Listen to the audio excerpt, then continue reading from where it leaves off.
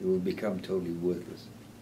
Which, of course, is why I told everybody last time, for your economic protection, to buy silver. And I hope you've been doing that since I said that. And these are serious times, and there's no point in being frivolous about this, because these are serious times. Because essentially, that means every single human individual, is being confronted with the reality that economic and spiritual warfare has been declared against the human race by the Brotherhoods. Now, the Brotherhoods, nobody knows who they are. They are certainly not public figures by any stretch of the imagination. But they set up what I would call front institutions that carry out their policies. And a lot of these upfront institutions may not even know of the existence of the Brotherhoods themselves, for the most part. And then the politicians are the front of the banking institutions, the Bank of International Settlements, the federal, all the central banks, the banking system as a whole. And the politicians are in the back pocket of that, which is why it's a total waste of time to go to the ballot box. It simply will not make any difference whatsoever. Just meet the new boss, same as the old boss. I mean, come on. When are people going to wake up? The best thing American people could do at the next election is simply not show up at the ballot box, period. That would send a message, wouldn't it? Huh? We don't believe in your system. We think it's corrupt. And it's irredeemably broken. And it cannot be repaired. We need something totally different. And I will describe what something totally different is over the course of the next few months and years before the 2012 election. People are stuck in a rut.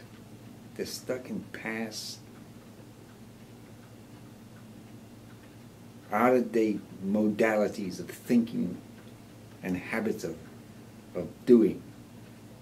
It's all over. As I said last time, the nation state is smashing itself to pieces. And Rudolf Steiner predicted this.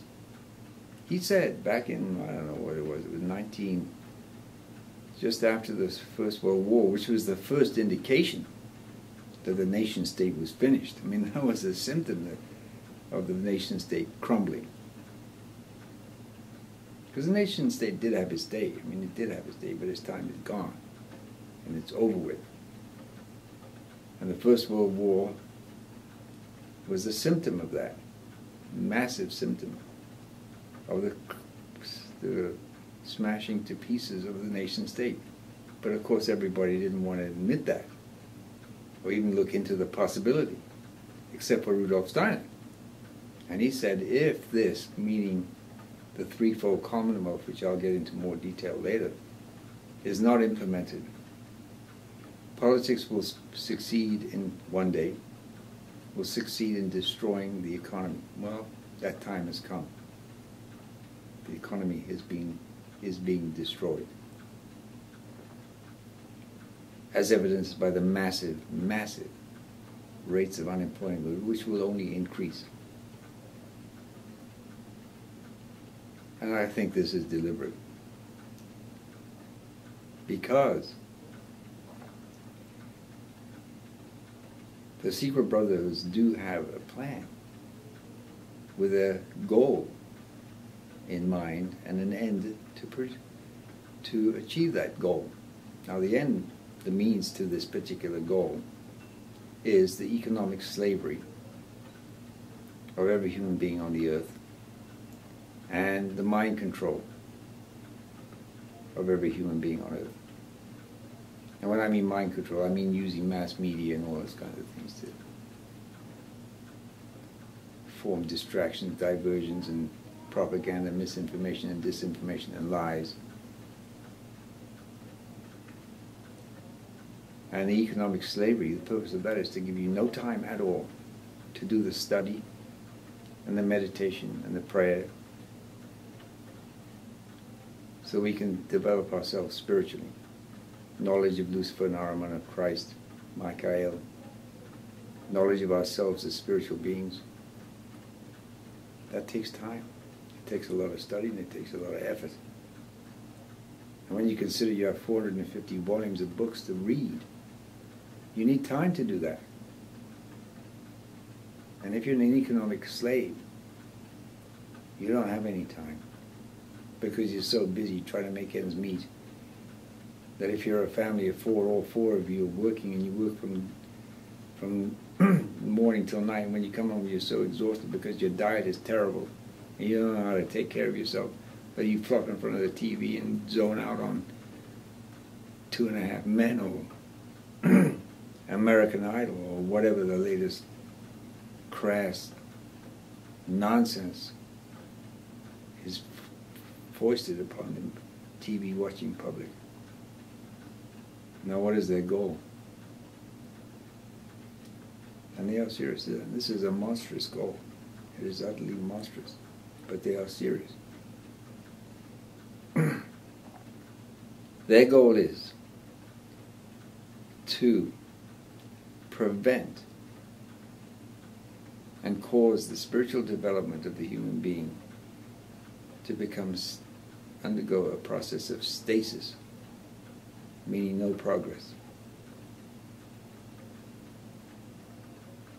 and to maintain that in perpetuity, so that the fifth post-Atlantean culture will last forever, and they will be in total control of it in perpetuity. That is their goal. And I finished tonight's episode of the Mobuku Chronicles with this particular quote. The ultimate aim of those entities opposing humanity's spiritual evolution is to direct our present civilization into a condition of mechanico-chemical stasis. Mechanico-chemical stasis. Humanity is to be directed at all costs and with ruthless malice to remain at our current state of development, whereby the individual has no possibility of independence or freedom. And on that somewhat somber note, but don't worry, there are tools we have to be able to take up our stance as spiritual warriors in this war, this spiritual and economic warfare that has been declared upon the human race. Okay, until next time, good evening, good morning, good day, and good night. Thank you.